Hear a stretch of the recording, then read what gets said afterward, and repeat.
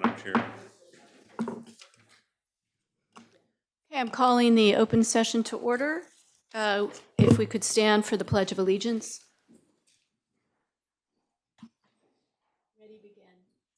I pledge allegiance to the flag of the United States of America and to the republic for which it stands, one nation, under God, indivisible, with liberty and justice for all.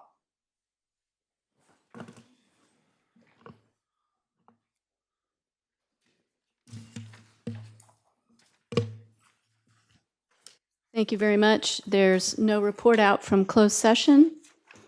I'd like to have a motion to approve the minutes of March 6th special meeting. So moved. All in favor say aye. Aye. All opposed say nay. Can we get a second? Oh, That was Abe. Trustee Sorry. Abe Rojas. Thank you. we're quick. All right, any abstentions? One. One abstention for Antonio. Motion carries. 3.4, I need a motion for, So moved. okay, now we're at light speed. Okay. Did you hear the second that time? Okay. All in favor say aye. Aye. All opposed say nay. I'm speeding things up. Motion because I carries. understand Jim Solomon has a lengthy farewell speech tonight. Oh, okay.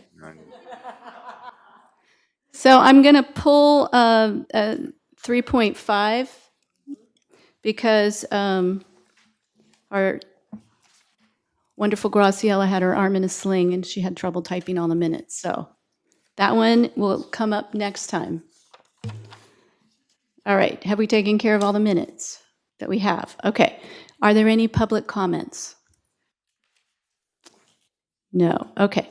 So assuming there's no objection from the board, I'm going to change the order, and we're going to do 7.2 right now with Dr. Yeager, who is not feeling well, and that way she can go home and get better. Thank you very much. I appreciate that. We're presenting the 18-19 amended budget this evening. The changes are that we allocated, if you'll recall, we had a certain amount of unallocated funds. Originally, I believe they were in the amount of $5.4 million.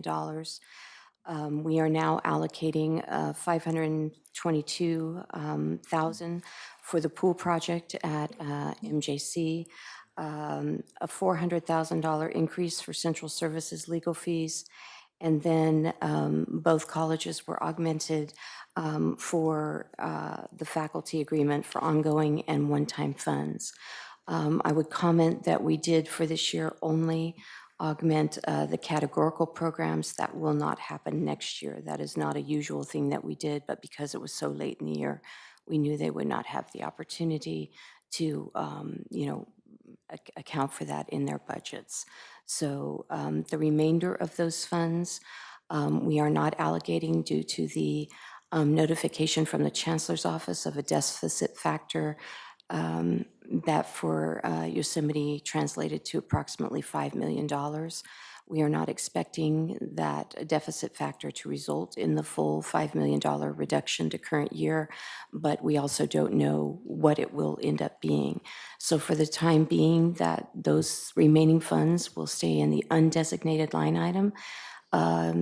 Eventually, they will end up either in the tentative budget, going out to the colleges as one-time funds, or at some point that will occur when we have the wherewithal to do that. I have a question. Yeah, I was going to ask. I want to make sure I heard this correctly, or maybe I didn't understand. On our green page under 7.2, it has $400,000 allocated to district-wide initiatives, and I believe you said it was allocated to legal fees? That's correct. Our legal fees are beyond, for this year, are beyond any, the allocations that have been set up in previous years. Are there any other questions or discussion? Okay, then we need a motion to approve the amended 2018-19 general fund budget. So moved. So, Abe, is there a second Second. from Darren? All in favor say aye. Aye. Any opposed say nay. Any abstentions? Motion carries. Thank you very much. Thank you. I appreciate your accommodation. Oh, anytime. Okay. So we are now at 4.1, the Board Finance Committee report with Mr. Speedy. Darren. Oh, okay. The Board Finance Committee did not meet. Our next meeting is scheduled for Monday, May 6th. Okay, and the Board Policy Committee report with Ann. Thank you, Chair Beggs. At our board policy meeting on Monday, we went through the second readings and first readings that are on the agenda tonight, so we'll talk more about those when we get there. But we were able to spend a significant amount of time with a new attorney, Kara Ueda from BBK, and we're trying very hard to make some progress on due process. I want to thank Alan for participating. He's very helpful, his institutional knowledge, and I feel optimistic, but we'll wait and see how it goes. Thank you very much. Okay, we're up to 5.1, the presentation on the Nursing Strong Workforce Program. And I believe we have Pedro Mendez and Jenny Abbott. I'd like to welcome you both.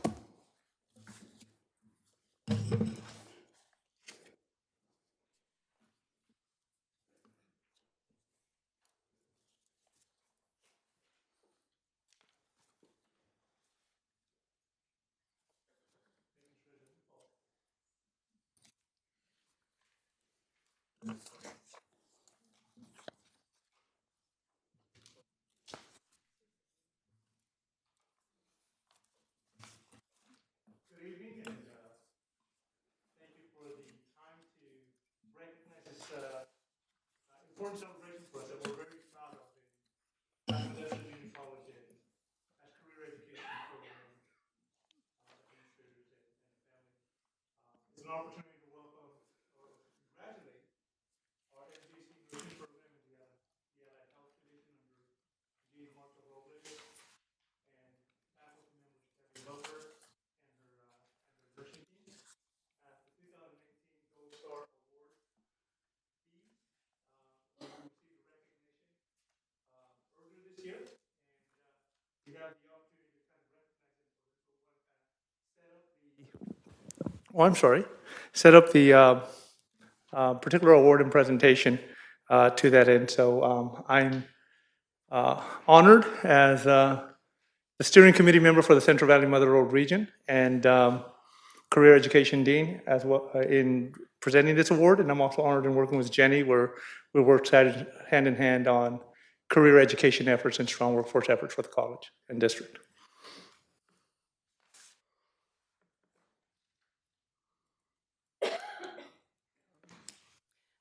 So we just want to tell you a little bit about the Strong Workforce Program. This is a real, in a nutshell, program. But we've had Strong Workforce funds from the state for the last 3 or 4 years. Every year we have a proposal process where faculty propose a project that they want to do. They can be large projects. We've funded 4 different renovation projects where we're actually building or renovating a building to enhance our programs. These are some of the projects. We probably have about 26 projects that have been funded that are ongoing, and they're all very innovative, we think. These are some of them. We have some programs that we are partnering with Columbia College. So Columbia College is going to deliver culinary and hospitality classes at MJC, MJC is going to deliver welding classes at Columbia College, so it's a really nice partnership that we're doing. And then other things that we're doing in the community, we have a Cyber Patriots program that we invite high school students in, and they do lots of things during the summer to learn about cybersecurity. And then they have programs in their high schools during the year where they have national competitions, so it creates a nice pipeline. So these are some of the programs that we are offering through Strong Workforce. So Strong Workforce is all about more and better. So that's increased enrollment, increased completions, more students acquiring jobs. That's kind of what drives Strong Workforce. At Modesto Junior College, that represents 53% of our students. So it's sometimes good to frame the conversation in terms of the impact for us.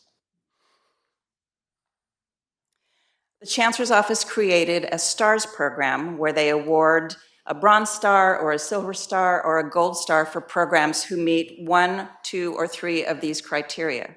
So the criteria is high. It's difficult to meet all of them. We have in the district 15 programs that have earned a Bronze Star in 2018, 8 programs that have earned a Silver Star, and 1 program that earns a Gold Star. To earn that Gold Star, the program students have to meet all 3 of these criteria. There has to be an increase by more than 50% of the students in their earnings. They have to have an attainment of the regional living wage by more than 70% of their students.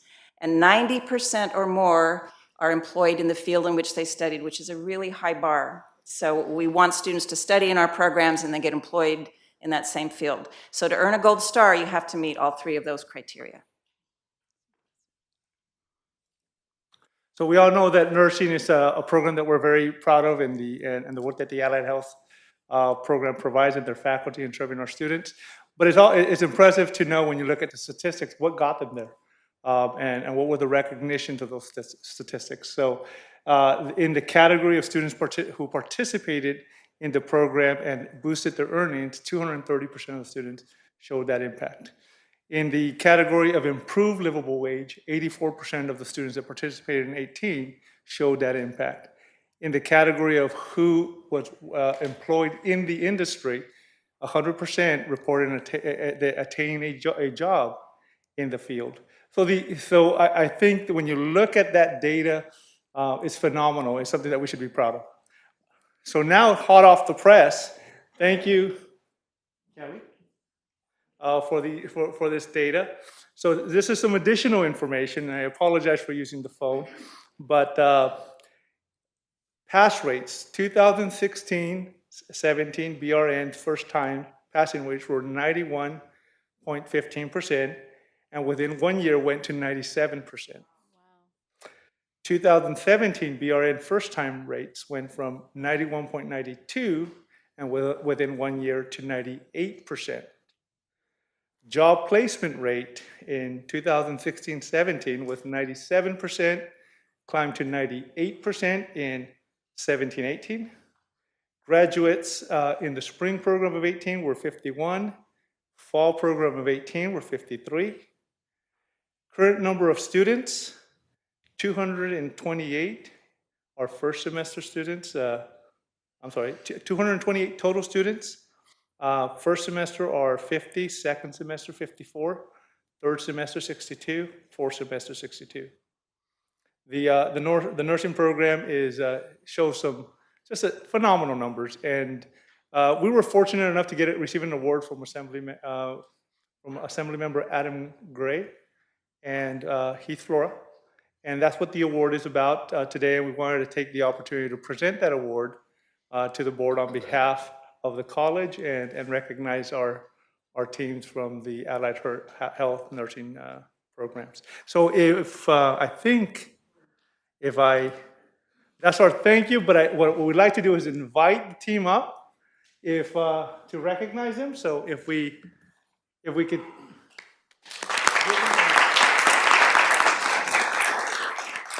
And now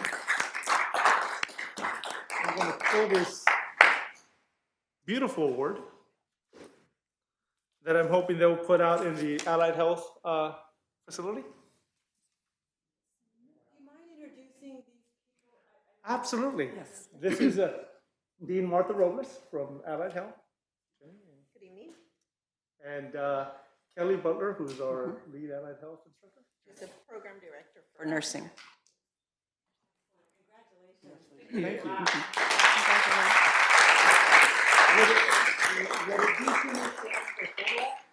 No, We have time for sure.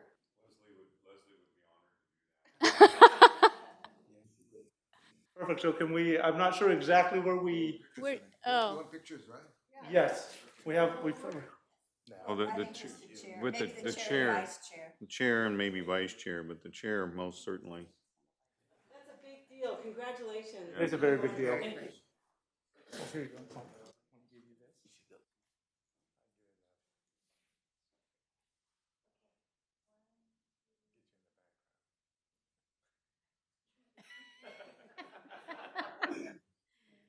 Are you trying to get in the picture? Thank you. Congratulations. Thank you.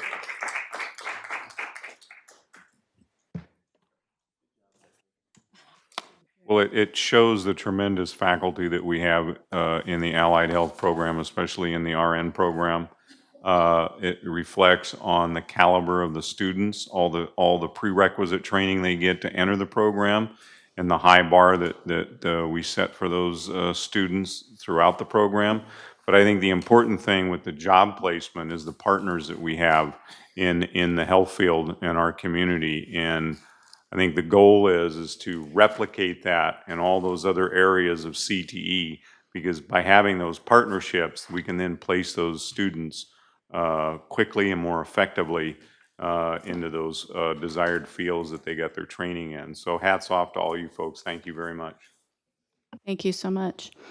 Okay, so we are up to 5.2, presentation of agricultural and environmental sciences, and I believe we have Don Borges, Kara Lipke, and Adriana Tost. I don't know how to pronounce your name. Tosti. Welcome.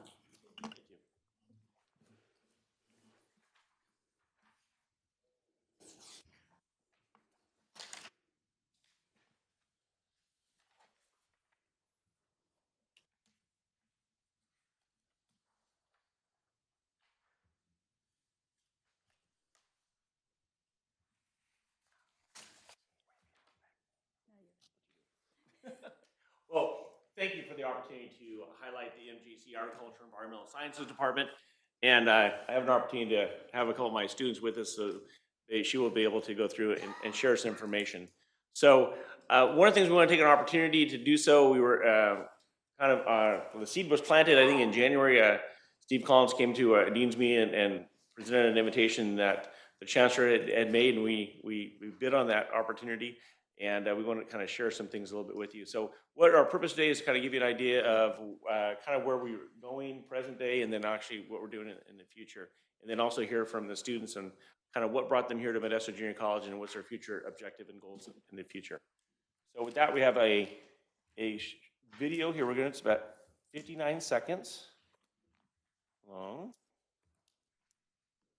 Modesto Junior College Agriculture and Environmental Sciences is your pipeline to success. With ag taking over 100 field trips per semester, MJC agriculture facilities are some of the best in the nation, featuring the 80,000 square foot Agriculture Center for Education, our 62-acre plant science Beckwith Ranch, and all of our on-campus units: sheep, swine, greenhouse, poultry, power mechanics, beef, dairy, ag mechanics, and equine. We offer the unique opportunity for students to live and work on campus through the West Campus Internship Program. The average class size at MJC is 29 students. The largest club is the Agriculture Young Farmers. With other student groups for dairy, animal science, poultry, and more, students are involved in competitions like collegiate livestock shows, discussion meet, livestock judging, dairy judging, and even pull trucks with the MJC student-led pull truck team. Whether wanting to transfer or simply gain career skills, come join the family at Modesto Junior College Agriculture and Environmental Sciences.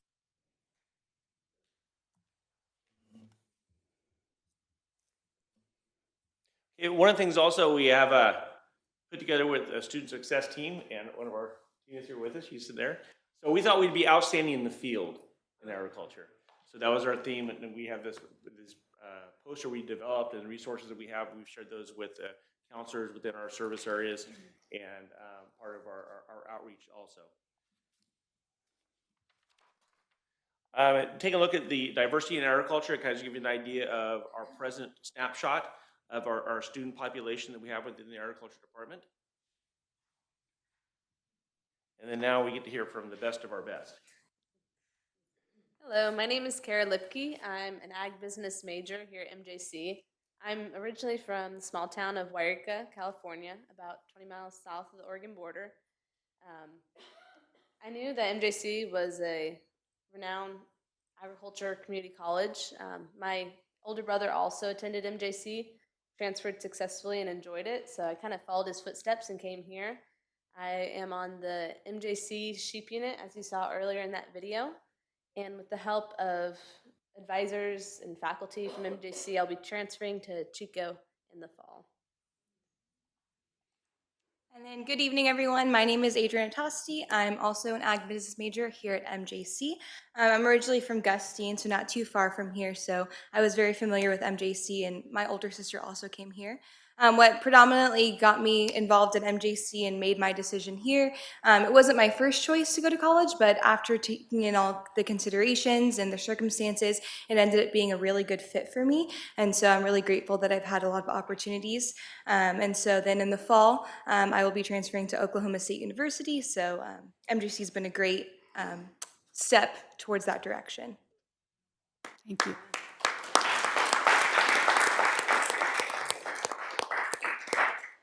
So I'm a Young Farmer member as well as the current president for this spring semester. Young Farmers is an agriculture club that is kind of the mother club of all the other majors clubs, such as you saw earlier, the truck pull team, animal science, poultry club. Each month we get together with our members and we do an activity, have a meeting, update them on what's happening in our industry sort of, and our career fairs, also the events that we're putting on through MJC. It's a great way to meet new people and get connections in the agriculture industry. So a little bit about our MJC Field Day, if you haven't heard of it. It is one of the largest events that the Ag Department hosts.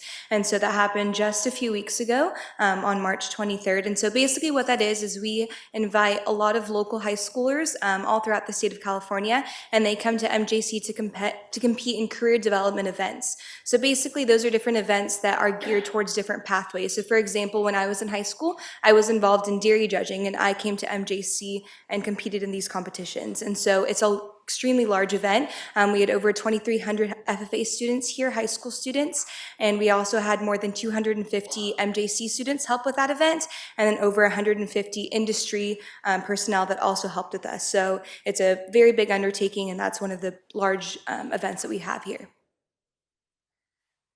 So just last month, myself, 11 others, went to the Collegiate Agriculture, the CAL contest, which is Collegiate Agriculture Leaders.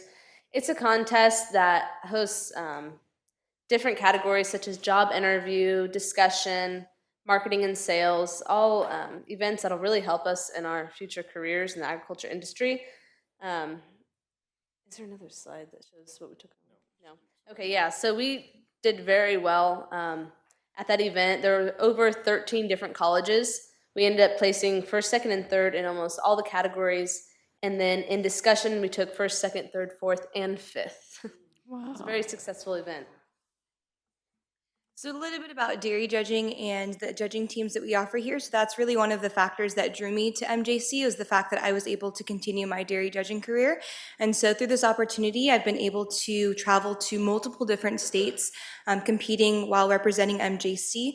And so we've been very successful at these events. Last October, my team and I, we traveled to Wisconsin, and we got third in the nation overall for junior colleges. And so that happens on the dairy judging side. And we also have a livestock judging team, and they also travel throughout the country, and they're extremely successful, and they definitely represent the MJC agriculture name.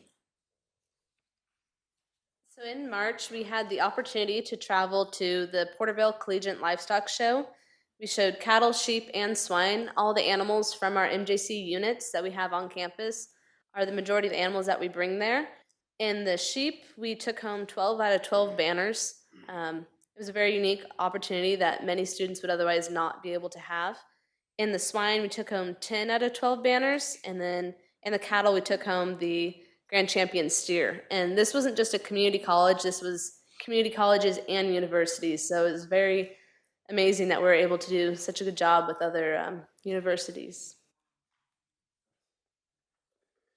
So a little bit about our internship. So like Cara said, she is an intern here at MJC, and so she's part of the sheep unit, and every unit on campus does have 2 interns that are designated, so they're able to live on campus, and they get that hands-on experience. They also get to meet industry personnel, and so that's a really great opportunity, especially for students who don't live in the local area. They're able to come here to MJC and have that housing and gain that experience. Personally, I'm not an intern, but I've also had other experiences and job opportunities. For example, I know a lot of nurseries, and for example, I work at Hilmar Cheese, and so coming here at MJC has really opened that door and provided a lot of networking that helps our students network as well. Okay, my turn. First of all, kind of give you an idea of where we're going. That's a nice graph because it's going up as far as our enrollment over the last 4 years. So we're seeing an increase in the number of students interested in agriculture. Just a kind of a snapshot as far as our articulation agreements and also called dual enrollment that we're providing within the agriculture department.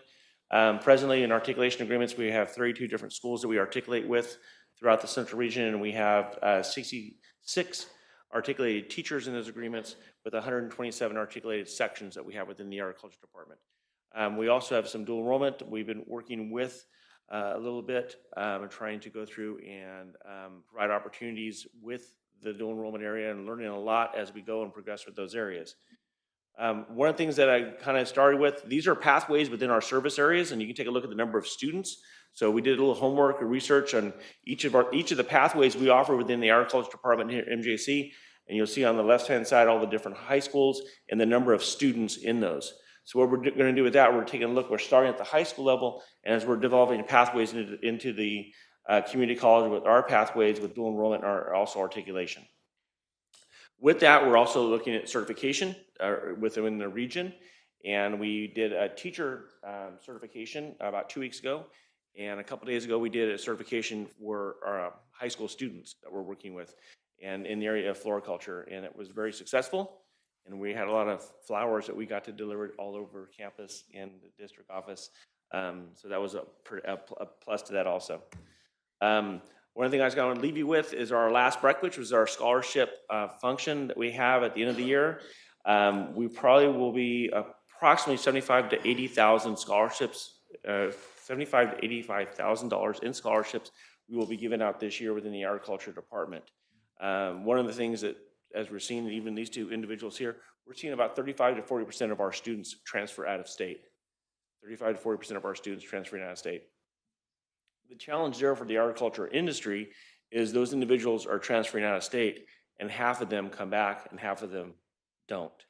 We are exporting the best of our best out of state. So that's kind of a challenge we have with some of the opportunities that we have. Annually, we have 4 different universities from other states visiting our schools, trying to recruit our students.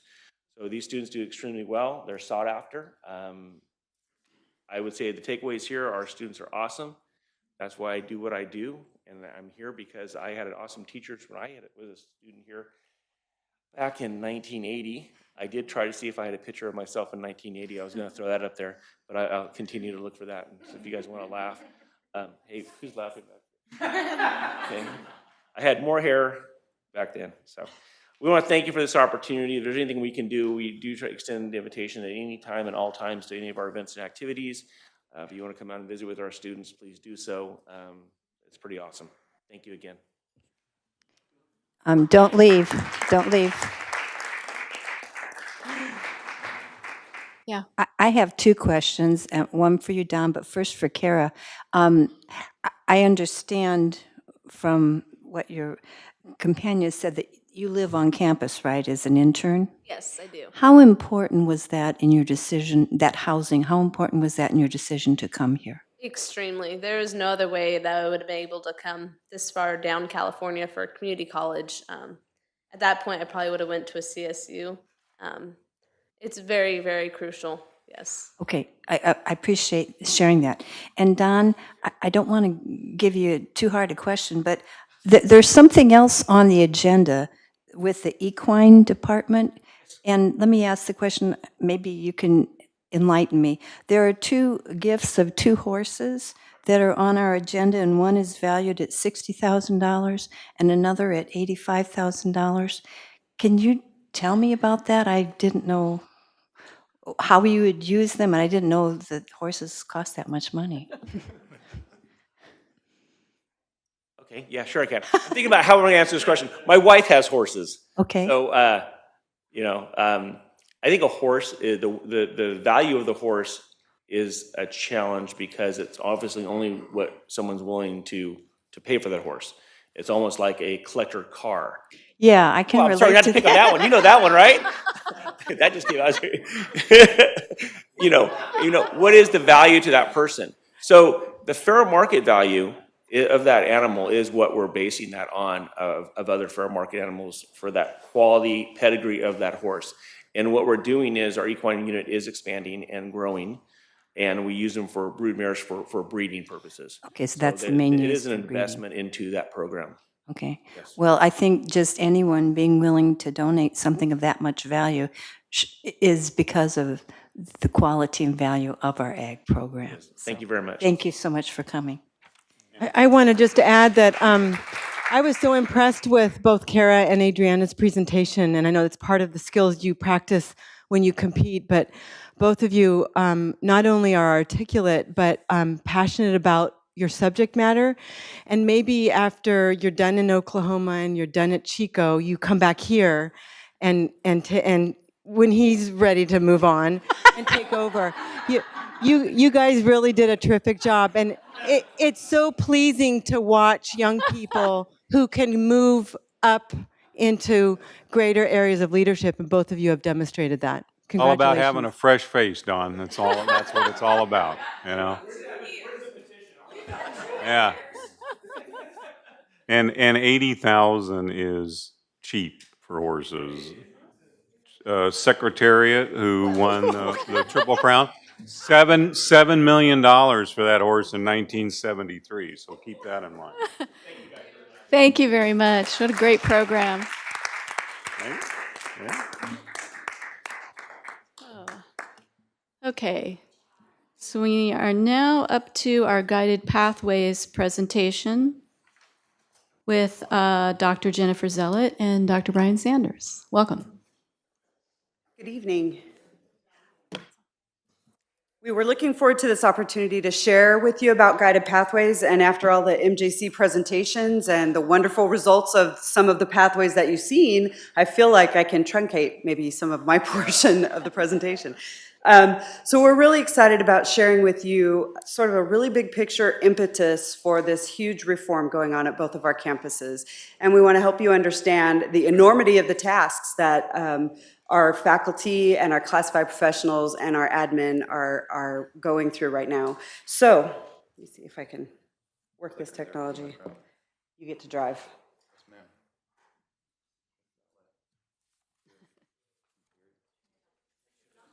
Make sure it's on. Oh, it's on slide 2 of 20. Hold on. Oh, there we go. We are. Okay. So a lot of this, many of the colleges in our system, there's 114 community colleges, and 20 of them jumped into the Guided Pathways project early as part of a demonstration college project, and MJC was one of those. Legislation shortly followed with a lot of funding to induce changes, and the funding was really aimed at addressing some problems.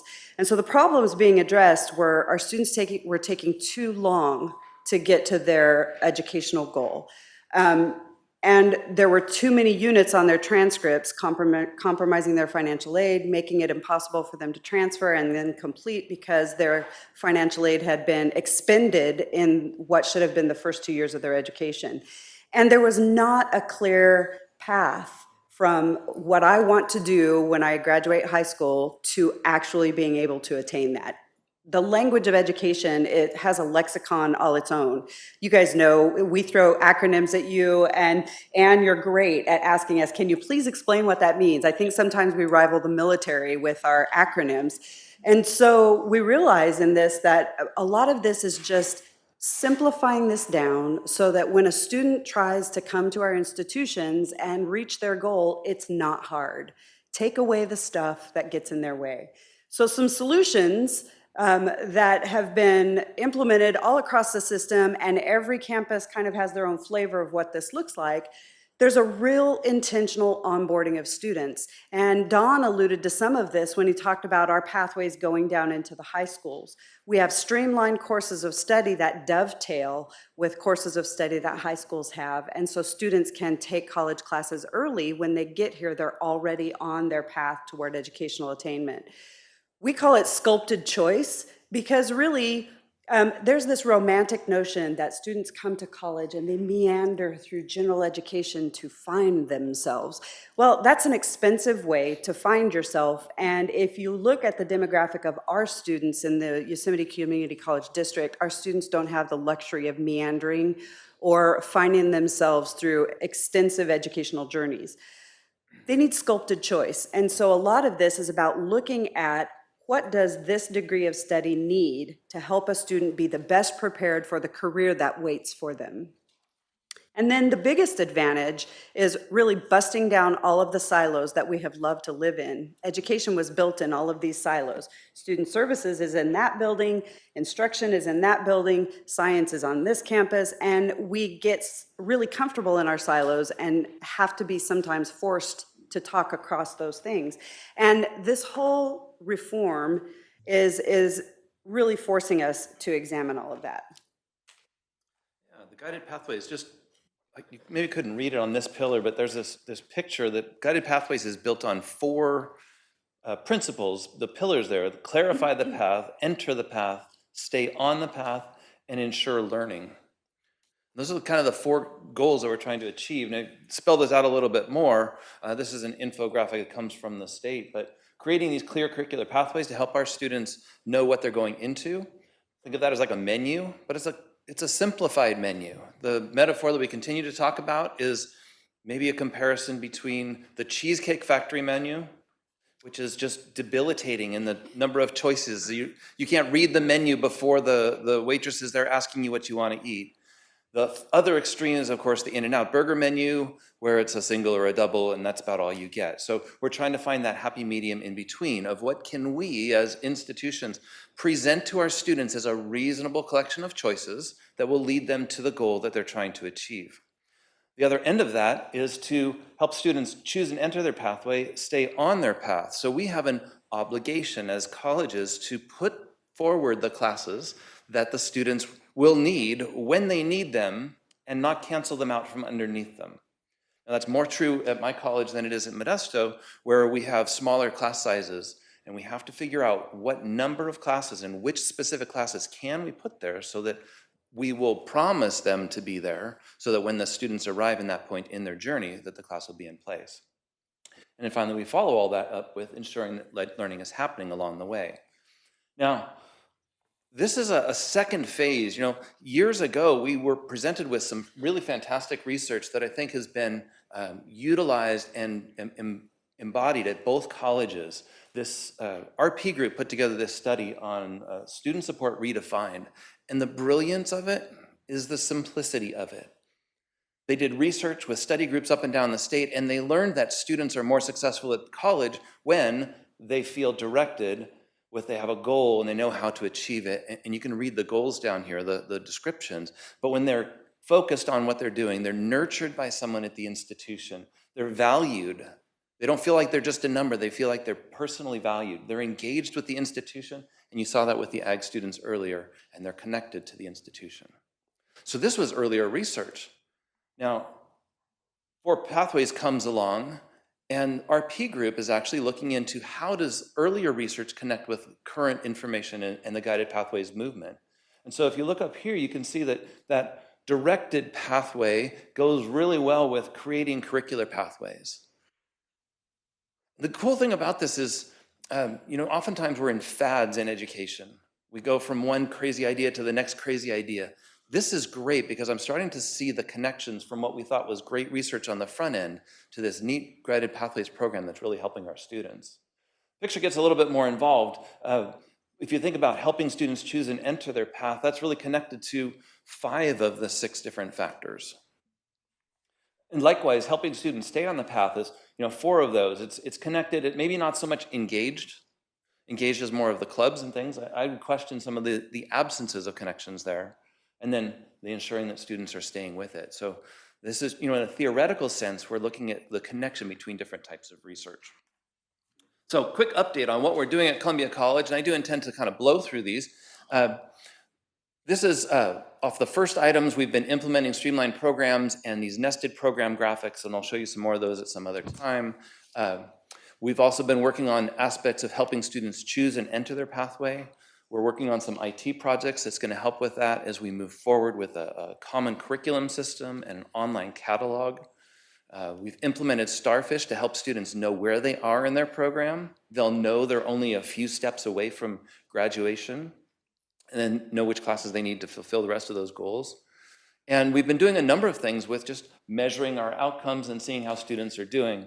We're very proud of the peer observation pool where faculty go in and observe one another just to see what's good in the classroom. And our teaching test kitchen labs where faculty discuss kind of a new idea, how to be better in the classroom.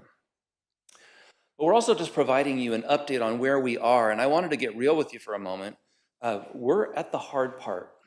See, guided pathways, if you take the metaphor to the extreme, is kind of like the highway. And we've watched over the decades how Highway 108 has been developed into and through. And the bypass, to get the section beyond downtown Sonora has been a multi-decade project. And there's been these big gaps. To build a high-speed highway, you have to figure out how to get over those rough spots and how to build the bridges to get you there. But to me, this is more important, this next picture.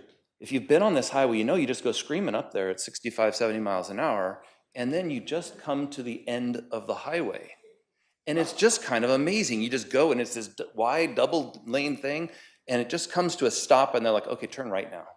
And you go down onto kind of city streets or the old highway. Because in front of you, the next phase of it is that big mountain that you have to start blasting through. And that's where we are at Columbia College. We're working on that mountain. We've done the smooth, easy stuff, and we've got this nice pathway right up until the last minute. We're working now through groups of faculty leaders that have been identified through the Academic Senate and curriculum leaders and counselors. They're kind of coming in as an intervention team, 2 or 3 faculty colleagues to get together with the department and talk to them about what's confusing in their program, what can we make better to streamline that process and make it so that it's easier for students to follow in that path. Could you go back one slide? I'm going to ask Graciela to send you this PowerPoint because you'll see that there's some hyperlinks. And if you click on this, once you get it, if you're interested, click on the Visit Guided Pathways. And on that page, there's a 6-minute video that our faculty leadership put together summarizing MJC's journey in guided pathways. And it's wonderful. It's too long. 6 minutes isn't overly long, but it's too long for this purpose tonight. So I invite you to look at that and then browse around our website because it's the history of the work that we've done at MJC. Our working sessions we've called Paving the Path. And from our very first one, fall of 2017 was our inaugural Paving the Path session. And there were 147 faculty and classified professionals, I believe it was right around that number, that gathered in Mary Stuart Rogers on a Thursday for a work day. And I want to take a pause here, and I want to introduce some of the faculty leadership who have been driving this from the start. Rob Stevenson and Tina Jerome, please stand. Tina is counseling faculty, and Rob is instructional faculty, art history. Some of the deans who've been involved, Jenny's been involved. I was looking around, I saw some other people who were here. Yes, Florita's been involved from the start as a dean, but now she's involved in a different capacity. I was getting to that one. I wasn't forgetting you, Hermana. So there's been very wide campus participation, and without the participation of people at all different working areas of the institution, this change couldn't happen, because it has to be grassrootsy and it has to start, and I call it sticky change. There's got to be a lot of skin in the game from a lot of people in order for the organization to really move and change the paradigm of how we work. So this was starting way back in the beginning. This was the goal chart from our initial guided pathways plan that we submitted to CCRC, which was a community college resource center in Texas. They organized the 20 demonstration colleges, the guided pathways, 20, and they've been walking us through these paces for the last 2 years. Our initial work plan was this, and it was really big picture stuff. There's so many weeds underneath these big picture ideas, but we are really on track to launch guided pathways in fall of 2020. And right now where we're at, we have identified, they have this wonderful term, to me it sounds like a robot, to students it doesn't mean anything, but they call it meta majors. What is a meta major? That's the million-dollar question to most people. Really, it's a large grouping of programs that have a common theme. So one of the things that we did first was identify, A, what are we going to call those at Modesto Junior College, and B, what goes in them. We did focus groups of faculty, and we called it sorts. We just put all of our programs on these cards, and we said, put apples with apples, oranges with oranges, tangerines with tangerines. And so we had faculty do it, we had students do it, we had classified professionals do it at different times, and then we had a big culminating party where we went through all of this again. It was a really fascinating exercise to go through. What we landed on were 9 schools at Modesto Junior College, and we decided that schools within schools make sense. And it provides that identity that Brian talked about in one of the 6 success factors. So we have the School of Agriculture, School of Art, Performance, and the Humanities, School of Industry and Trades. You can read all of those. What's interesting is that from there, we started narrowing down what are the most common denominators for each school, what transfers most applicably, like actually transfers as credit, not just credit, but this course actually counts towards your major. We started doing some of that really hard work. And you're going to have a presentation in a moment about AB 705 from one of our math faculty. It turns out that one of the most significant factors about what programs went together in schools was which flavor of math they need. So did they need math for English majors? Did they need liberal studies math? Did they need math statistics math? Did they need math, statistics for behavioral or social sciences? So there's all these different kinds of math. And that becomes the common denominator that likens programs together within schools. From there, we came up with this idea. If you look back on that big arrow chart, you'll see in there we talk about a safe first year. And that kind of safe year notion, the word safe became politically loaded, and we thought, well, it's not like any other year is unsafe, so let's find some other terms here. And we decided what we're talking about are groups of units that serve students best. And we realized that more than half of our students at Modesto Junior College are part-time students. So we didn't want to convey the notion that this is being constructed for full-time students. So we talked in this, the term we came up with is flexible 15s.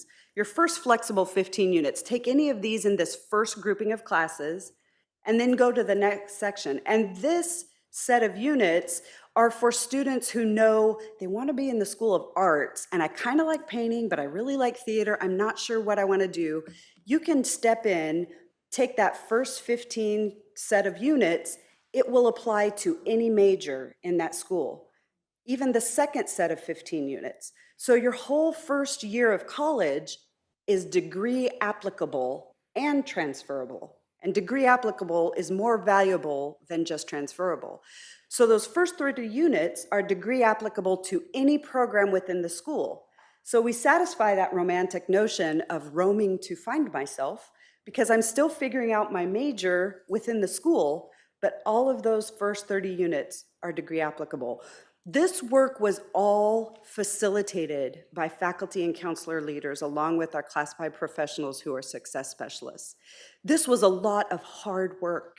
And I'm really proud of Rob and Tina, because there was a time when they needed to have some really tough conversations just amongst themselves, and they kicked us out of the room. And I said, cool, I get to go back to my office and do some work.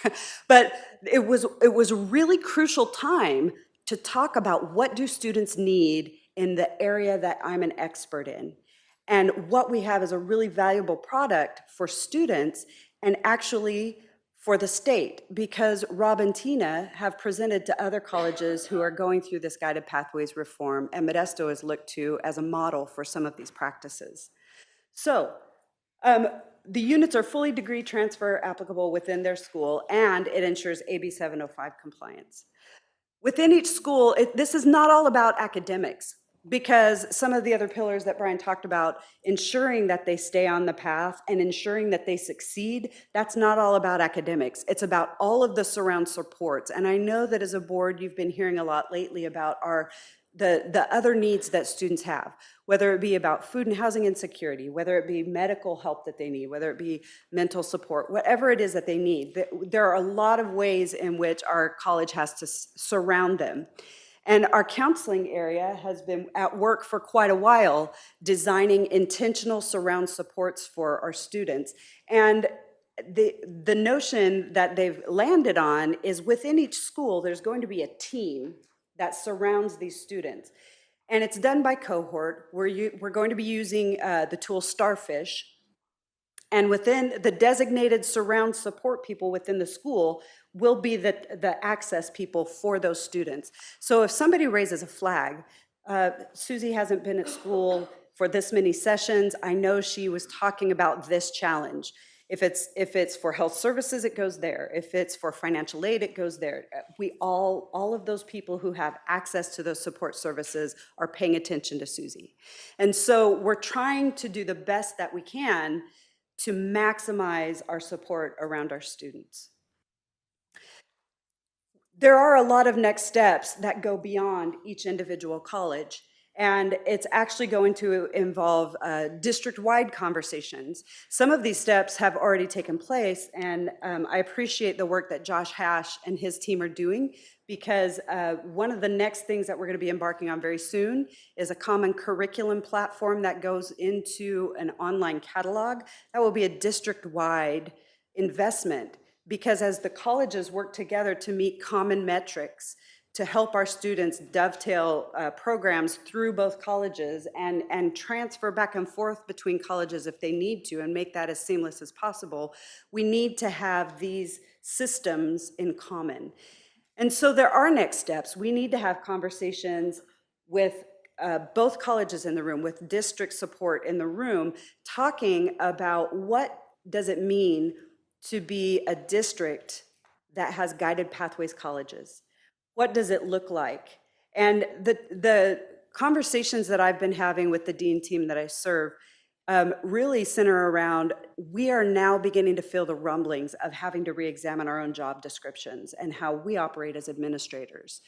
Because we can't ask the people that we serve to change the way that they do their job, to change a lot about what their job looks like, and us manage in the same old way, because you find yourself at cross purposes. You find I'm trying to do things in my old habit that don't fit the new style of MJC. And so we're learning a lot about what our core values are as an educational institution, and we're learning a lot about what it means to really put students first in every decision. And as I say that, I want to extend my thanks to ASMJC, because ASMJC has been involved in every step of this along the way, helping us gather students for our focus groups, being at every PIC crew meeting. I mean, they have been pivotal, or been very crucial to this whole endeavor. So this is a journey that we're on together, and it's one of those wonderful, exciting, and kind of scary sometimes journeys of discovery, because we don't know what the end looks like. Nobody does across the state. Bakersfield College, which is like the hallmark, they're in They're in version 3.0 of Guided Pathways, and they're still making changes. So it's an exciting thing. I encourage you all to look at our website, and I apologize for speaking probably too long. Are there any questions? I have a question, and I asked it when Dr. Raby first presented Starfish to us. And at the time, at least I understood that it's not a universal requirement of all students and/or faculty to utilize it. Maybe I misunderstood that. But what progress has been made, given that, by the way, great presentation, and I'm a Guided Pathways fan. But what progress is being made to support faculty in utilizing it or training and to move towards a universal system?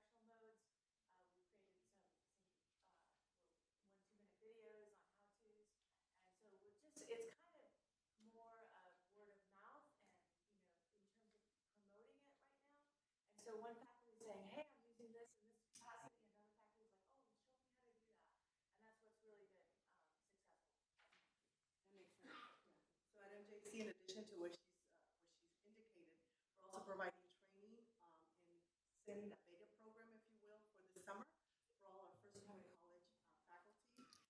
We do have some faculty here at MJC that are using it solely with one flag testing and making sure that it boomerangs back in the correct way and that the student has been served and that everyone is on the same page. So there will be in the fall, will be more intentional on Institute Day, promotion, faculty. We have some stars here that will be promoting in a video, promoting the Starfish usage and the advantages to that. Thank you. You're welcome. Just a brief explanation, you were also given a handout, a draft of some of our publicity materials that we're using, starting our soft rollout, and we're actually going to beta test this on the students who come to us to New Student Day this Saturday. We're doing a soft rollout of our schools and having them give us feedback on our materials to make sure it communicates. So that's what you're looking at there. We've come a long way in the 2 years since we got the presentation at Spring Institute Day at MJC, haven't we? Yeah. And I want to just thank you for your frankness and openness about how difficult this can be. It's a huge change, and I'm glad you're keeping us informed as we go along. But I personally, I just really appreciate it. Thank you for listening too. You'll be at conferences too, and it's the talk of the state. So yes, it was a thorough presentation, but it's out there. That's what we're all doing in the state. So thank you very much. Thank you.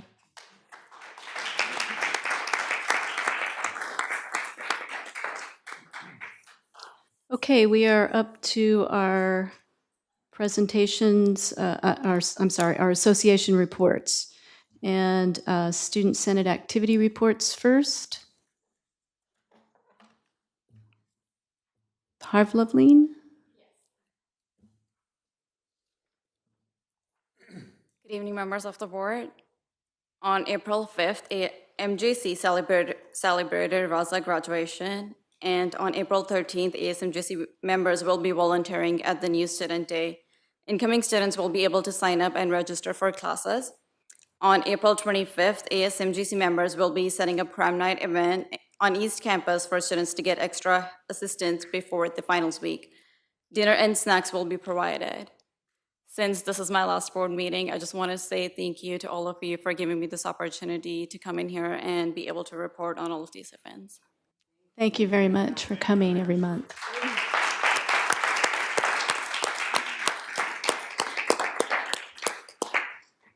Is Shalom Fletcher here from Columbia?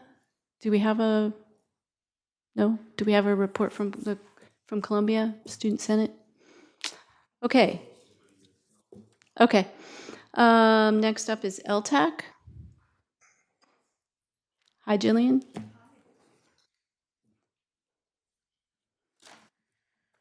My name is Jillian Daly. I'm Dean of Literature and Language Arts and the Library and Learning Center. For 8.5 years, I gave a board report and I didn't have to use these glasses. Now I do. So I was appointed LTAC president a month ago, and in that month, I've had my first initial productive meetings with Henry, with the chancellor, and also with Gina Lagoria, the vice chancellor of HR. We've also completed elections for new members to the advisory council. And so we had our first meeting with new board members, and I was happy to welcome for Columbia College Certificated Management, Brandon Price. And I have written down that he's Dean of Student Services, but I think an email went out today. And he's now Dean of Technical Education and maybe something else. But he's a great partner, and I'm glad to have him. And then also Amy Nilsson, who's Director of Community Outreach and Development at Columbia College, and she's representing the classified management at Columbia. And then we have back Jim Cadoni, who's the Transportation Services Manager, and he's got a lot of experience on LTAC, and he represents the Central Services Classified Management.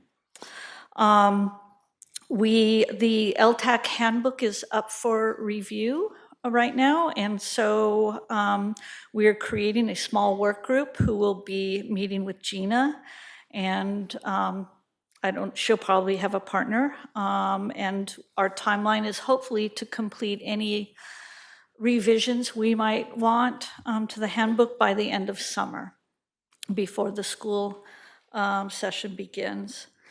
And then my last item is I did send an email out to the team at the beginning of this academic year. The PEP funds increased for us they had been for many, many years, $1,500 annually, and they were increased to $2,000. And so I requested some stories about how the funds were used this year and how what leaders learned and brought back to their areas. And so I had many replies, but there was one that was just very special. And so I just wanted to take a moment and read a little bit of it to you. It's from Marianne Ambler, who is the new executive secretary for Jennifer, the vice president of instruction. And so she wrote, I'm close to completing my bachelor's degree in business management through BYU Idaho Online. Only a couple weeks into my new role as executive secretary, I applied and was approved to have the cost of my tuition and book fees covered by PEP funds. It was about $450. I am taking 2 3-unit courses this semester, financial management and productions and operations management. I found the courses for business management extremely beneficial, enhancing my skills. With my semester coming to a close this week, I'm confident that I've obtained many ideas and built on my knowledge in ways that benefit the role that I hold at this college. But then she went on. I would also like to share that I am a first-generation college student and have dreamed of this since 8th grade, when MJC and Stan State came to my 7th period history class with Mrs. Thompson. It was in that class period that I realized college was an option for everyone, not just my friends whose parents went to college.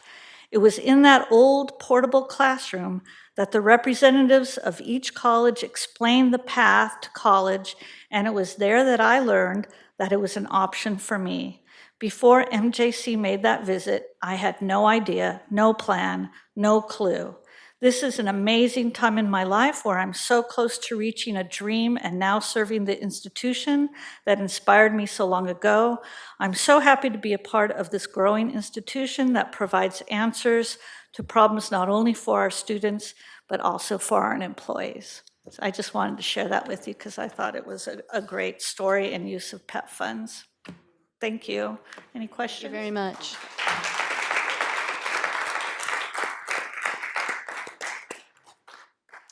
All right, next up we have the president of YFA. Thank you very much. I am Jim Solomon, president of the Yosemite Faculty Association, and have a few things that I want to report on tonight. First of all is that, as I've been mentioning the last few months, we've been working on the class capacity work groups. I finally this week started to get some handed to me, so they're starting to come in, and they're also faculty that have identified that they're getting meetings scheduled too. I'll probably also be reaching out to the district to find if there's any hiccups that we have here so we can kind of streamline the last bit. But it looks like we should be making the May 10th deadline. That's the goal. And then hopefully we'll only have just a few stragglers at the worst for May 15th. So I'm pleased about that. We've also been working on updating our YFA bylaws. We have a number of things that we want to work on, but for right now, we primarily want to first focus on membership. Given the Janus Supreme Court decision last year, we're addressing how our part-time faculty in particular can become members, so that's being worked on right now. I mentioned last month that we are having our first annual YFA social for all full and part-time faculty who are interested.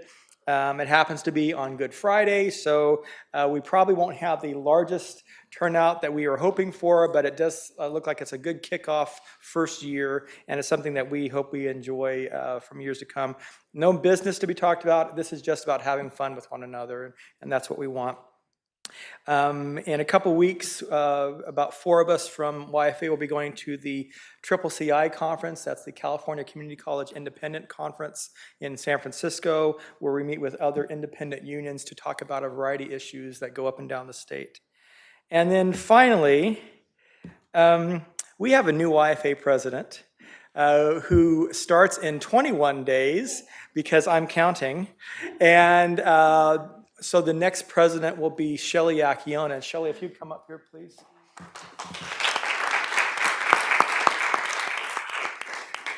I have every confidence in Shelley. She has been in the district for a long time. She's worked in central services, and she's also done a lot of leadership positions here at the college. And so I think this is a really good next step for all of us together. So Shelley, do you have a couple words you want to say? I'll speak for just a moment. So, hello.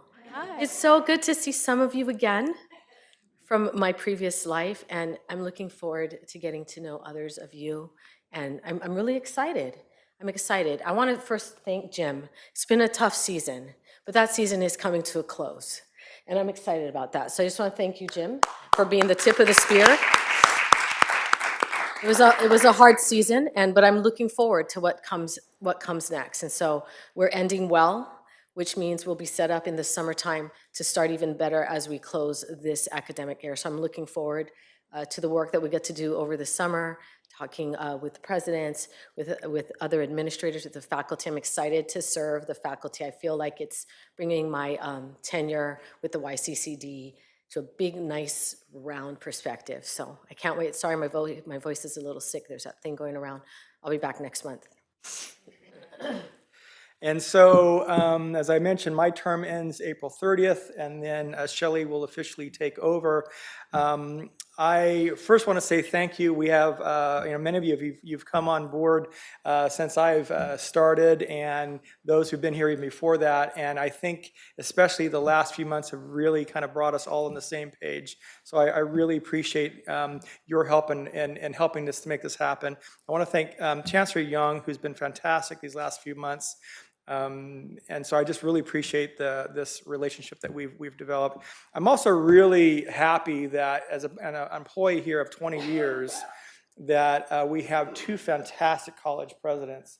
I just think the world of both Jim and Shantanu, and I think we are in great position for both colleges to move forward.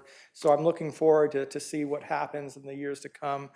And then finally, I'm a person who kind of I don't like to be idle for too long. And so I've already been, and Jim and I have been talking about this quite a bit. I've already identified projects at the college that I want to work on, and I'm pushing forward. So I've got stuff I want to do, but it's all about the college and what we can move forward. So thank you very much. Thank you so much.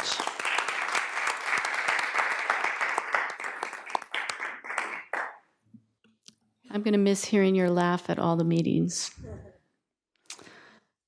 Okay, so up next we have Sherry Suarez, CSEA. Welcome. Good evening, everybody. I'd like to start off with a couple things. Number one, welcome, Dr. Hoopus. We had an opportunity to meet with him, our exec board, this week. I want to reiterate what Jim has just said. We are looking forward to a very long, and I'd like to emphasize long, relationship with mutual respect, collegiality. We have gained that with the president up at Columbia College, and I believe that with these two at our helm, we are going to see some great things happen, and I think that probably makes a bunch of you on the board very happy to hear as well. So I wanted to say that. My next thing I wanted to say before I get into the CSEA things, I don't know how I'm going to act not following you, because we've had a long year this last year, and I always got to follow Mr. Salmon, and it's been an interesting ride, but congratulations. I'm glad your 21 days is, coming to a halt. One thing that I would like to say, we may have had a lot of turmoil over this last year with the different stuff going on, but I would probably have to say this is probably one of the best years for working in a better relationship with just faculty and classified, starting to really realize what their roles are and how important both sides are. Both Curtis Martin, Academic Senate current, and Jim have, we've had some great learning tools over this last year, and I think those are going to continue. Looking forward to working with Shelley. I've known her for a long time, worked with her very well out at the district when she was here, so that's, I'm really looking forward to that, and our new Academic Senate presidents as well. The other thing I wanted to bring up, this month, CSEA, our exec board, had an opportunity to nominate an unsung hero to our River Delta office, and this year's unsung hero is Joey Partridge from Columbia College. I think you guys have known Joey. He's been able to present to you at the last two Columbia College meetings. Joey's been around here a long time. His mother worked here for 40 years, and I think probably as a baby in diapers, he was here at this college. So he has grown up around here. Joey works tirelessly behind the scenes. He has been on our negotiations team. He is a union steward. He's been part of our executive board. If you've gotten to know him, he's a very passionate young man, and he just has a tremendous heart to help his fellow employees. So we're happy that Joey has been named our unsung hero for this year. The other thing I'd like to say, I know there's a resolution on today's board for Classified Employees School Week. That's a really important thing, because everybody needs to feel appreciated at some point, so having that time is great. I was kind of looking over the history of it, and Ronald Reagan first proclaimed Classified School Employees Week in 1969. He stated that classified employees are proud of their status and the integral part that they play in the total field of education throughout the state of California. In 1984, CSEA members passed a resolution to establish an official recognition week, and then a year later it was adopted as a state-sponsored resolution by Senate Bill 1552. So I want to thank you for making the effort every year. I want to thank you also, Chancellor Yong, for adding some language into the resolution this year, because I think that in a lot of ways the district does rely on the support of the classified professionals to keep the college running in a lot of different areas. So I appreciate the recognition. Just want to remind everybody that we're all in it together, and we really need to start learning to appreciate each other every single day in our normal day-to-day interactions, because that's just what helps us be a better college. You've heard a lot of good presentations tonight about, you know, what the colleges are doing.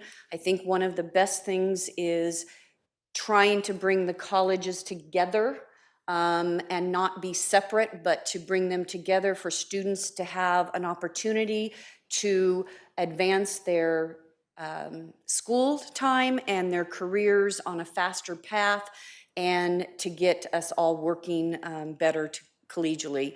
I think that we're going to be very happy in those working relationships coming up. Last thing I wanted to say, we're in negotiations. I hope that you're being updated on where we're at with our contract language. We are actually working really well and getting pretty close to wrapping some of the contract language up. Very enthusiastic about meeting as soon as proposals are given for salary and benefits, so we can just get this year wrapped up and start looking forward to the next year. So I want to thank you guys, and if you have any questions, if not, hope you have a great evening. Thank you.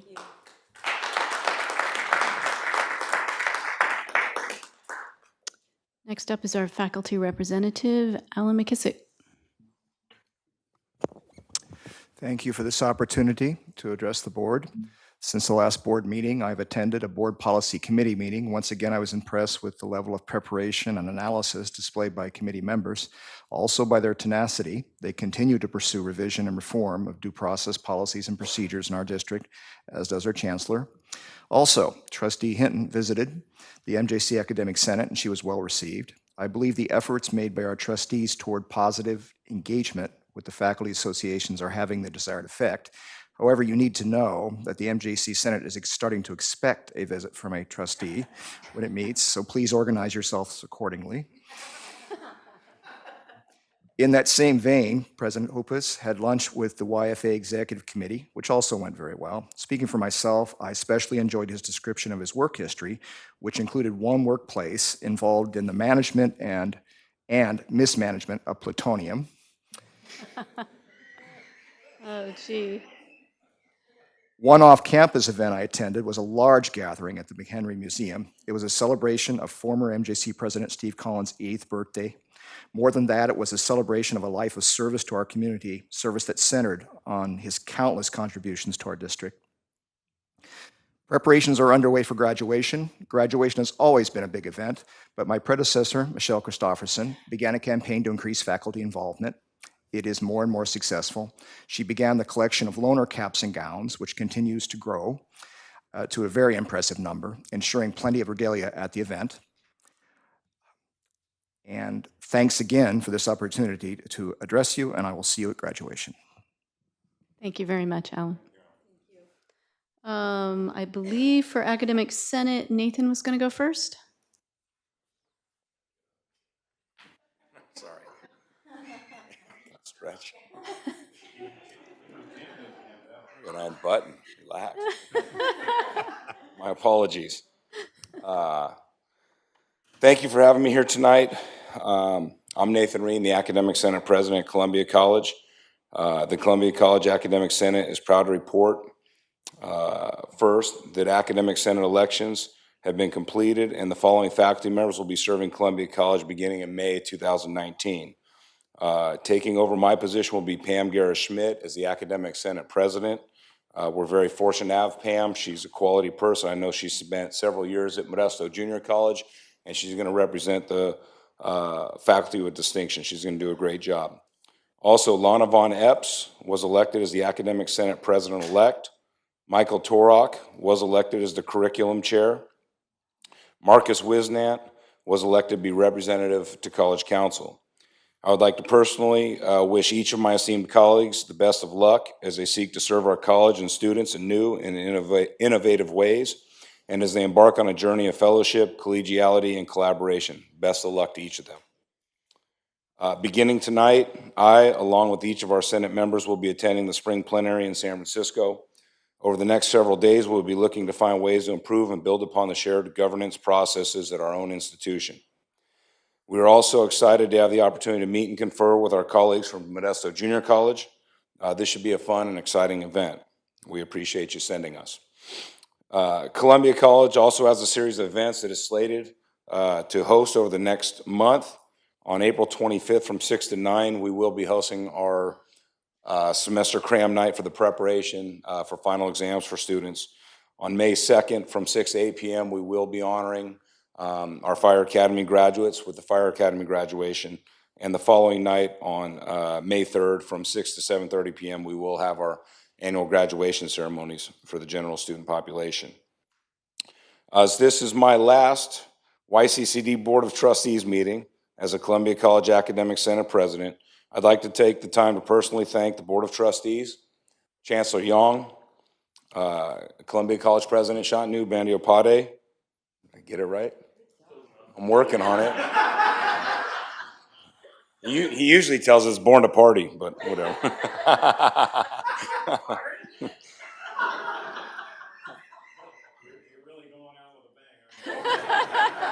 I'm giving it my best shot. And the Columbia College administrative team, including Brian Sanders and Melissa Raby, for working with me and our academic senate to find common ground and to help further the processes of academic excellence and to promote institutional integrity at Columbia College. Thank you to everyone. You know, after teaching for 20 years, coaching for 15 years, serving in an athletic director capacity for 13 years, I've had a lot of time to reflect.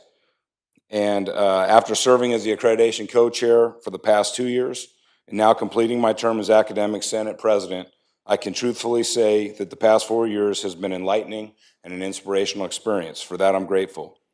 Getting a firsthand look at institutional processes and procedures, as well as building a rapport with a diverse group of colleagues from throughout the district, it has provided me with a new set of tools when it comes to consensus building and problem solving.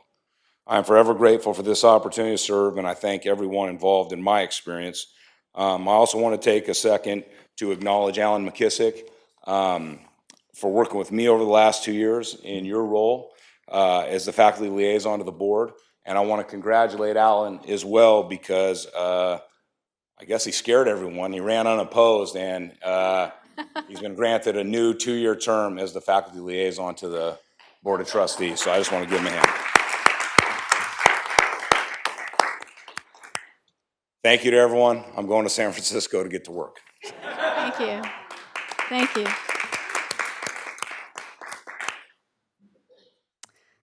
Okay, do we have somebody? Curtis isn't here. Is Tina here? Ah, great. Thank you very much. Good evening. My name is Tina Akers Porter, and I am providing the Academic Senate report on behalf of Curtis Martin. He indicated that you would be very sad that he was absent tonight and you would miss his commentary, so I will do my best to fill those very large shoes. Let me get this. Oh, did he? Okay. Darn. I don't know if he used that. Okay. See if I can talk a little bit closer to the mic here. So it was a chance meeting that brought me to this evening. I happened to be filling in for a colleague at the Academic Senate the same evening that Trustee Baggs was being introduced at Academic Senate. And she had indicated that she was interested, and that the board was interested as a whole, in sort of faculty their take on some of the initiatives that are happening, and in particular AB 705. And so that's what brings me here tonight. I am an MJC mathematics professor. I am also the mathematics curriculum representative for Modesto Junior College. I also am a co-facilitator for the Stand Futures branch of the Cradle to Career initiative for Stanislaus County. I'm also a mathematics liaison for the Central Valley Higher Ed Consortium. And one of the things I'm most proud about is that I am an alumni of Modesto Junior College. So tonight, I am going to present to you some of the wonderful work that the math department has done in regards to AB 705, and maybe just present some of the motivation for that work. So the three tenets of AB 705 is to increase the number of students who enter and complete transfer level English and math in 1 year, to minimize disproportionate impact by placement procedures, and to increase the number of ESL students who complete transfer level, I keep looking at both TVs, I'll look down here, transfer level English within a 3-year time frame. So those are the big goals of the legislation. So those goals came in a response to two big issues that face the community colleges, and that is placement process and persistence of our students. So as an answer, the verbiage that we got from the law basically is focused on two pieces: placement and curriculum, and how these students do in these courses. And so the first big change for us is that rather than using a single exam to place our students, the majority of our students, that we would use high school coursework. And you heard some references about the RP group earlier, and that research came from the RP group, and that was the MMAP data that basically was looking at the data for a completely different reason, for a statewide placement exam or process, and realized that if students met some criteria in high school, they tend to do really well at transfer level in the colleges. Also, that students cannot be placed in remedial courses unless it would maximize their probability of success, and that placement must also maximize their probability of success. So this changed the idea of how we had been running our different remedial sequences. And then lastly, that in order to implement all of this, colleges can require additional concurrent support during the same semester. So that's a big part of that. So what has MJC done? Well, the first piece that I would like to present to you is what we've done with placement. It was a huge undertaking. We have 3 components to placement now. You notice this is a screenshot of our MJC website. That AccuPlacer is no longer. So we had students coming in now. We were gathering high school coursework and GPA data, and that is done through CCC Apply when students first come in. But we also have quite a few students that are already on our campus. And so they have some options, such as entering in their high school data, using a guided self-placement tool, or entering in previous college coursework. And so you can find this on the testing website of our MJC website. So curriculum. When math got together, one of the things that I think is important to know is that we had been working on this idea of pathways. We realized that not just one path was the best way to serve all of our students. And so we had been building a non-STEM pathway, science, technology, engineering, math, for students that didn't need a calculus-based path. And then we kept our traditional STEM pathway. We also introduced the idea of acceleration. And then finally, we had introduced a very innovative piece of non-credit coursework. And this non-credit coursework is free to students, and it runs parallel alongside the credit remedial coursework. As AB 705 came to us last spring, it wasn't clear what those implementation expectations would be. We just knew that big changes were coming. So once we understood that, we realized that wasn't good enough. So that brings us to version 1.0, I like to say, of the math pathways for the upcoming year. Now, in this pathway, or in this new math curriculum, we've created 3 pathways. And in those pathways, we created co-requisite courses. And this allows for students to place directly into transfer level, depending on GPA, with or without co-requisite support. And these co-requisite courses aren't meant to just sandwich in all the remedial stuff that they didn't get through that whole sequence, but rather just fill in what they need for the class and for the work that they're doing at that time. Also wrapped in that is effective domain and growth mindset work to help the students become the best possible student, best possible college student they can be during their time. And so through that, you see that this graphic looks very different. You have GPA information on it. You have high school coursework information on it. That didn't exist prior to AB 705 because that wasn't an option for us. So really what AB 705 did was it gave us a lot more flexibility as a college to do what's right for our students. Now, implementing that is difficult. It's arduous. And it takes a lot of time and commitment of faculty and administration alike and our staff to support us through all of this. But it's getting done. We're doing great work. We've extended our non-credit sequence all the way up through intermediate algebra, so students can come in. If it works for them, they remediate just what they need. It's open entry, open exit. They spend just the amount of time they need. It's free to them, and they don't accumulate units along the way unnecessarily. So that's where we're at as far as the curriculum goes. This could save students up to 2 years in their coursework, and just like VP Zealot said, students don't have time to hang around. And that's what we've realized more than anything with the throughput data that's come to the table. We also are saving units. We know that that's part of the Chancellor's vision. And we've, like I said, expanded those non-credit options, and then we've added acceleration to the transfer level courses. This work cannot be done in silos. So much, this is a lot of intersection with guided pathways. Everybody is impacted by this legislation. So we have to change how we did so many things, from scheduling to placement to how we put these courses into our course management systems, how we teach these courses at the faculty level, how we get the word out to the students. And so that's where this AB 705 task force comes in, where we have representation from so many parts of the college. We filmed a wonderful video. I suggest you watch it. I'm in it. But I didn't want to take your time here.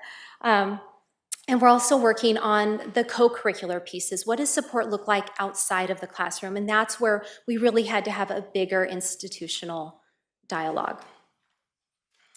Other than that, this is the timeline, and we're ready. We're ready for this. I'm excited, I'm nervous. I want to see what's going to happen. I don't want it to be my first semester teaching these new classes, but everybody has to have a first semester. So there's a lot going on, and I'm so happy to be able to share that with you, and I'm happy to answer any questions you have. Thank you. Fantastic presentation. We'll tell Curtis. You did a great job. Thank you. Really, I was so impressed with the legislature adopting AB 705. Having come from the K-12 environment, this bill gave enormous affirmation to the highly qualified math and English teachers who felt that they prepared their students for a community college or college or university experience, for which one test became a structural barrier and did not measure competence. So you said this potentially reduces 2 years. It's true, because the sequence of courses prevented a student who may have completed that sequence of courses in high school from even advancing. So terrific presentation, and yes, the MJC and Columbia College have prepared well for this to go full into place in 2019, actually. Yeah, good job, excellent, really good. Any other comments or questions? Yes. Is there any, because obviously this is being discussed, and we were at a recent conference, this was discussed at length, and a lot of the comments, in fact, some of the questions I asked, is there any consideration being given at the state, at the chancellor's office, about the high schools kind of changing what they do? We're changing what we're doing. I mean, because a lot of students are getting all their coursework and math done in freshman and sophomore And then part of the problem has been they just sit idle for junior and senior year. I mean, a lot of people were saying if the high schools could implement an assessment test of their own in the junior year, and I see I'm getting a nod and agreement from our counselors, then the senior year can be devoted if there are some deficiencies, put them in there, so then when they come to us or go off to a four-year institution, they're much more prepared to be successful in math. I can't speak to a statewide initiative or discussion. I can speak to the STAND math group that I'm a part of in the math action team. I meet with local high school teachers. I also speak with the CSU math department chair and representatives. And there is that discussion of not having that fourth year math. A lot of the schools do require 3 years. Turlock and Riverbank only require 2 years of math, and that does present challenges. One of the things about this and my ability to talk with these high school teachers now is there is a solid line in the sand that if these students meet a certain criteria, they know where they're going to be placed, where that never happened before. Right. You know, they would just come in, they would have to take the AccuPlacer, and I completely agree with your comments. My brother, I knew he was proficient in algebra. He came in and took the AccuPlacer. He's placed 4 levels below transfer level, and he went to the Navy. And that's fine, that was his decision, but that was a defining decision for him. His intention was to go to college and to come here. And that changed the whole trajectory of his life, and I couldn't blame him. And there was no way out of that. So there is discussion about that. But the nice thing is when I can provide this documentation and they can take it back to the counselors and to the other teachers and they say, if you finish Math 3, if you have a 3.0, this is where you're placed. There's no ifs, ands, or buts about it. This is it. That gives everybody kind of an idea of what to shoot for there. So I think this is great on so many levels, and I think, you know, what we're going to see, and like I said, this is version 1.0. This is us reacting to the legislation, but once we start pulling in that data, we hadn't collected GPA data before, we hadn't collected coursework data before. Once we really start to see that data and we can even react in a more nimble way to our student body, I think there's endless possibilities with the work that we can do here. You know, along that same line, I went to a presentation for the trustees for K-12, and they had a presentation made from a principal down somewhere near Fireball or someplace like that. And they made an adjustment to the curriculum where they mandated that math be taught in the 4th year. And it improved their graduation rates by almost 100%. And it made them more reasonable when they went into the college district. I think, Ann, you were there when he made that presentation. It's been about a year ago, so. Been a while. Yeah.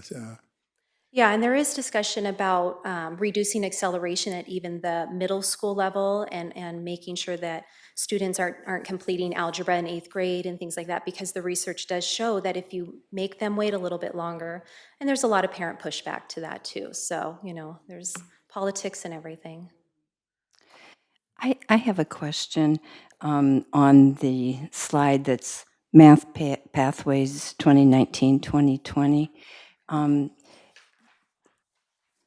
Yeah. How do you intend that slide to be used? Would this be handed to a student? This is in our college catalog. Because I have absolutely no idea what this means. But we have and it would make me join the Navy. Or yes. Well, they'd be glad to have you. Trustee DiMartini, I agree. It is complicated, and that is what AB 705 has brought to the forefront. But I mean, it doesn't even say okay, I don't want to belabor it, but in that very first column, what is 32 plus 101, and next to that 34 plus 134? What is that? So 101 and 134 are our transfer level quantitative reasoning and statistics courses. Well, they're classes. They're classes. Okay. Yes. I mean, there's So no legend that Sorry, says that. and this is placed along with all of our courses. What's the 32 and the 34? Those are the co-requisite courses that pair up with them. Okay. See, I mean, that doesn't say that here. Yeah, sorry. But if it's in the catalog next It is, to it's in the math catalog, courses, and the then it legend would- is in the catalog. I was sort of truncating to get it onto a slide. And so, yeah, I'm happy to answer any of those curriculum questions, or I can even send Graciela an actual graphic with the coursework. You don't want to study it? No, I understand. Yeah.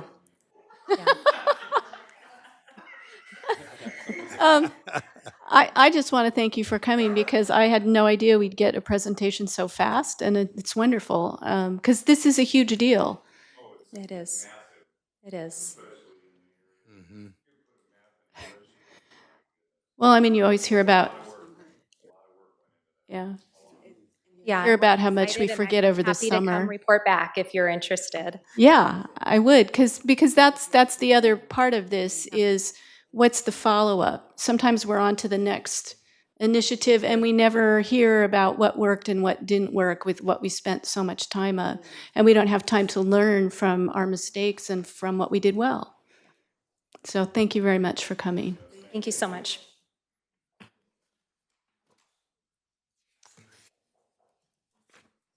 Yes. One thing that we are doing here when we talk about high school, dual enrollment program, as that gains steam, our connection with the high school, their curricular reform, and how we can make it more seamless function of coming from high school to college, that would improve. So that's definitely one area that curricular reform or interaction that goes on.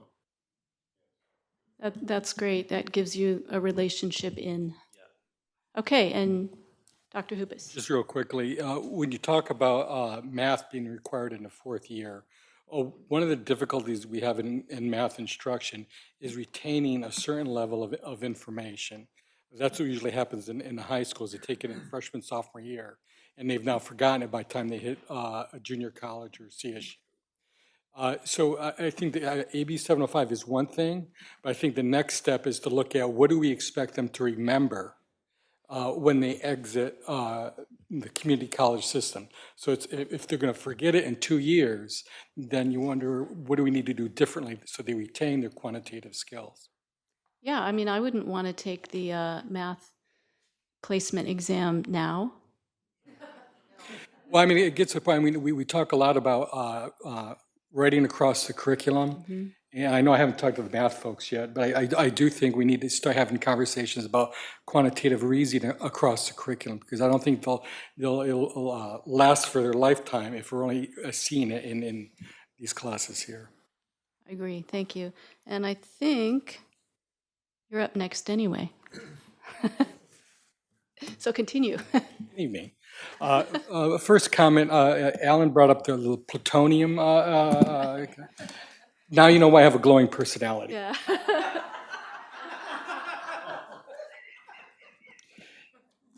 So 16 years as a research scientist at a nuclear facility, I have more stories I can share later. So first off, I think the two vice presidents, Zella and Sanders, it's good to get a presentation, but I hope we understand the complexity that's built behind it, and it's huge. And so one of the things that I've been doing in the 41 days I've been on the job is understanding we need to provide clear and regular lines of communications on an ongoing basis. I think clarity is becoming increasingly important when we start talking about not just the people who are planning it, not even the people who are implementing it, but there's always downstream effects, and everybody has to be part of that conversation. So I've slowly but surely working my way up across campus, holding divisional meetings that I'd like to keep on an ongoing basis. So there's a steady flow of information between the faculty and staff in the administration of the college. So far, I've gone to agriculture, environmental sciences, science, math, and engineering, business, behavioral, and social sciences, arts, humanity, and communications, allied health, physical education, and athletics. What an impressive group. What I've learned is a couple things. Modesto's a great community. They love the college. The campus is a great community. We have committed faculty and staff, and both community and college are really pulling really hard for our students, and so I'm happy I'm here. It's a great place to be. I want to do a couple of shout outs to some of the deans. I want to start with Don, because he's not here.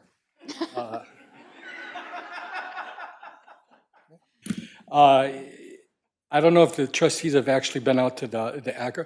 It is top notch. And so that's my discipline.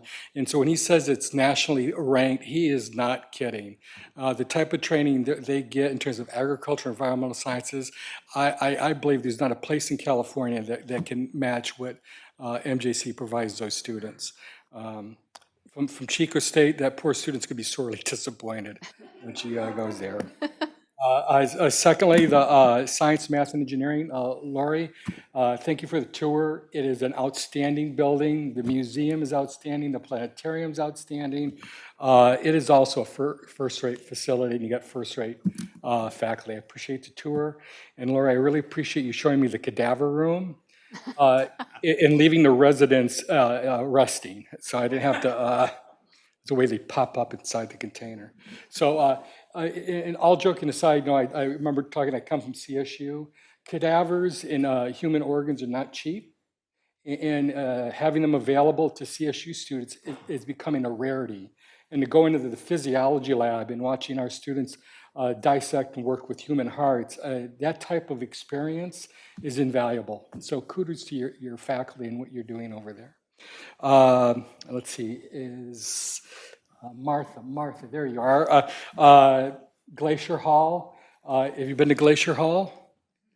Great, I mean, again, that's also top notch. That'll rival, if not surpass, anything you see statewide. And so all the programs that you have going, kudos. It's not just nursing, we talk about nursing a lot, but I'm glad to see that we've opened it up to the entire health field. So very impressed. And last, I know we talk about allied health and the sciences, but I was also very impressed with the arts, humanities, and communication. Mike is an outstanding dean. And if you haven't had a chance to go and see some of the artwork, the ceramics, the murals, we have some very talented students and very creative students. And sometimes they're overshadowed by the talk of science and allied health. And so I want to give them a shout out too, because they work hard and they're very creative. Other things is in terms of improving communications across campus, the one thing it is I stole an idea, I developed an idea that I saw at, my colleague here has a coffee hour, and so I didn't want to steal it straight out, so I called mine Let's Talk. It's just like completely stealing. I serve Irish coffee. I'm going to serve. Okay, I'm serving margaritas. I think I like this competition. It sure is.